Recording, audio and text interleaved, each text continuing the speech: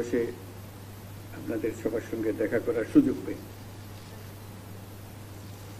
আপনারা যে কজন এখানে এসছেন অনেক কথা আমার কাছে বলেছেন, আপনাদের কষ্টের কথা বলেছেন।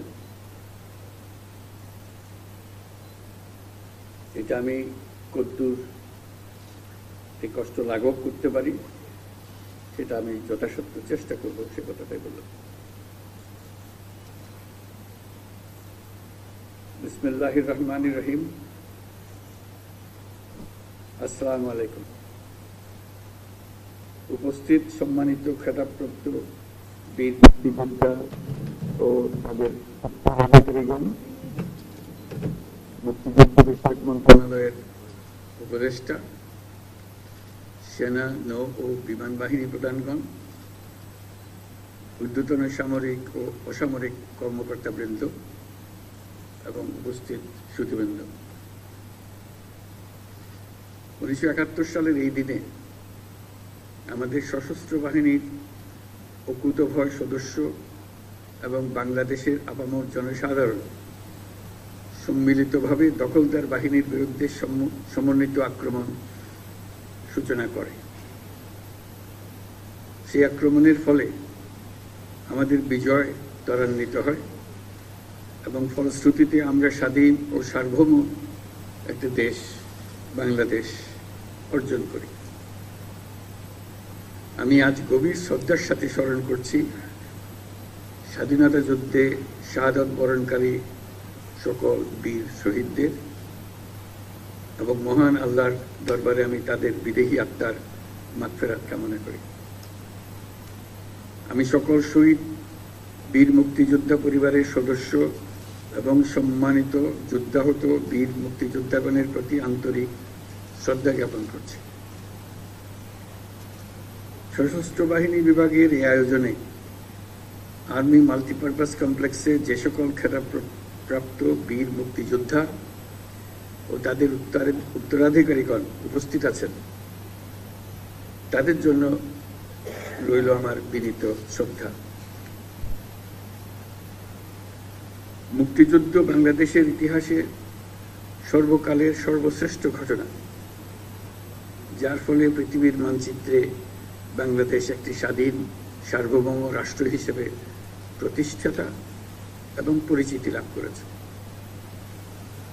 দেশ স্বাধীন করার মহান ব্রত নিয়ে 71-এর 25শে মার্চ রাত থেকে বাঙালি সেনারা সেনানিবাস ত্যাগ করে সশস্ত্র যুদ্ধে ঝাঁপিয়ে পড়েন।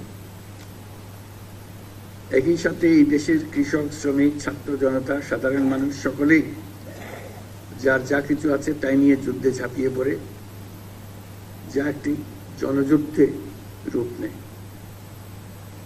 আমাদের মা বোনেরা মুক্তিযোদ্ধাদের পাশে থেকে প্রশিক্ষণ গ্রহণ সহ বিভিন্নভাবে যুদ্ধে সহযোগিতা করেছেন। মুক্তিযুদ্ধে যুদ্ধরত সকল বাহিনীকে বাংলাদেশ ফোর্সেস নামে সাংগঠনিক রূপ দেওয়া হয়। সমগ্র বাংলাদেশকে 11টি সেক্টরে ভাগ করে সশস্ত্র বাহিনীর নেতৃত্বে যুদ্ধ পরিচালিত হয়।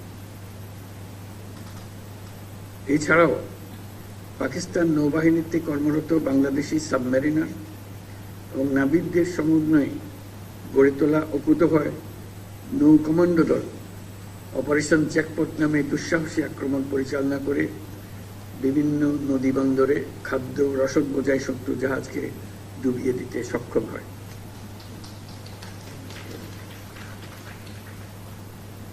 এছাড়াও বিমান বাহিনীর সদস্যগণের সমন্বয়ে গঠিত কিলো ফ্লাইট চট্টগ্রাম ও নারায়ণগঞ্জের জ্বালানি ডিপো সহ পাকিস্তানি হানাদার বাহিনীর গুরুত্বপূর্ণ স্থাপনায় সফল আক্রমণ পরিচালনা করে।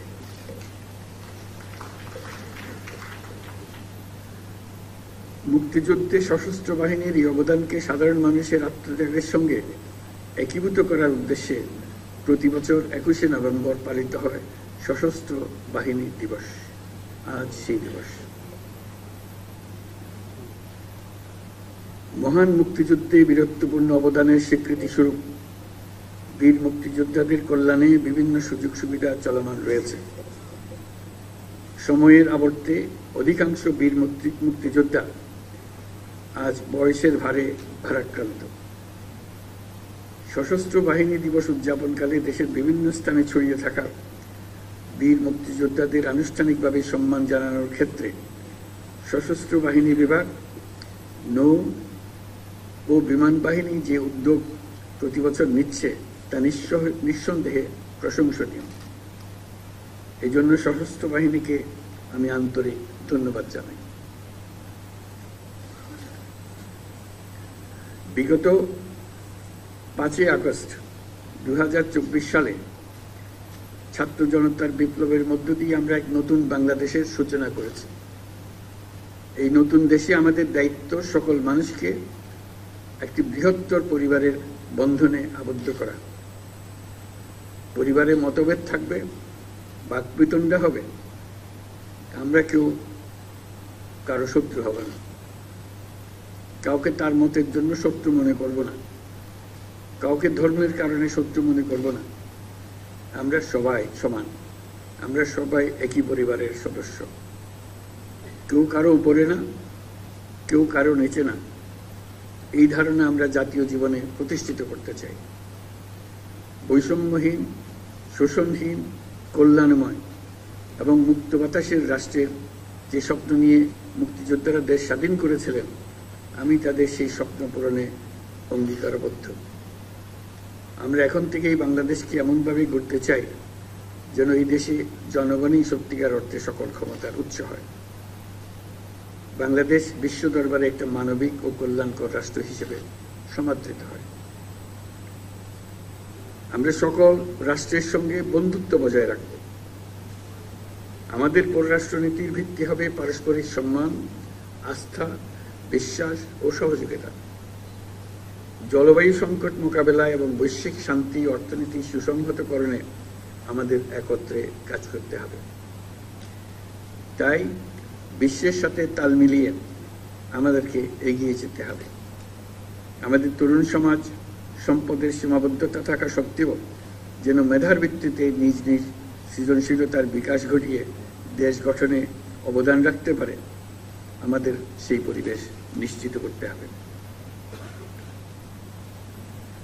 আজ আমি খেতাবপ্রাপ্ত বীর মুক্তিযোদ্ধা ও তাদের উত্তরাধিকারীদের সান্নিধ্যে আসার সুযোগ পেয়ে গর্বিত ও অনুপ্রাণিত। নতুন বাংলাদেশ গড়ার যে সুযোগ ছাত্র জনতার সাহস ও আত্মত্যাগের বিনিময়ে আমরা সম্প্রতি অর্জন করলাম, সেটাকে কাজে লাগিয়ে আমাদের সুন্দর ও সমৃদ্ধশালী ভবিষ্যৎ গড়তে হবে। বীর মুক্তিযোদ্ধা, শহীদ, আহত এবং জীবিত ছাত্র জনতার কাছে আমরা প্রতিজ্ঞাবদ্ধ থাকতে চাই। যে সুযোগ তারা আমাদেরকে দিয়েছে তার মাধ্যমে আমাদের দেশকে পৃথিবীর সামনে একটি দৃষ্টান্ত স্থাপনকারী দেশে পরিণত করতে আমরা শপথ নিয়েছি।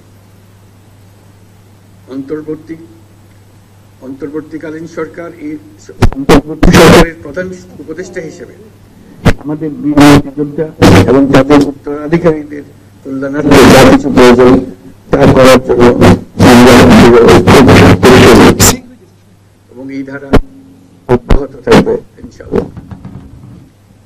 আজ খেতাবপ্রাপ্ত বীর মুক্তিযোদ্ধা এবং তাদের উত্তরাধিকারীদের সম্মাননা প্রদানের সুযোগ তৈরি করে দেওয়ার জন্য আমি সশস্ত্র বাহিনী বিভাগ সহ সংশ্লিষ্ট সকলকে আন্তরিক ধন্যবাদ জানাচ্ছি।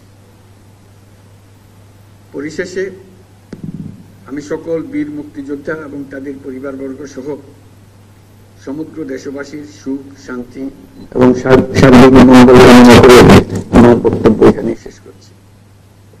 মহান আল্লাহ আমাদের সহায় হোক। ধন্যবাদ মাননীয় প্রধান উপদেষ্টা আপনার মূল্যবান বক্তব্যের জন্য।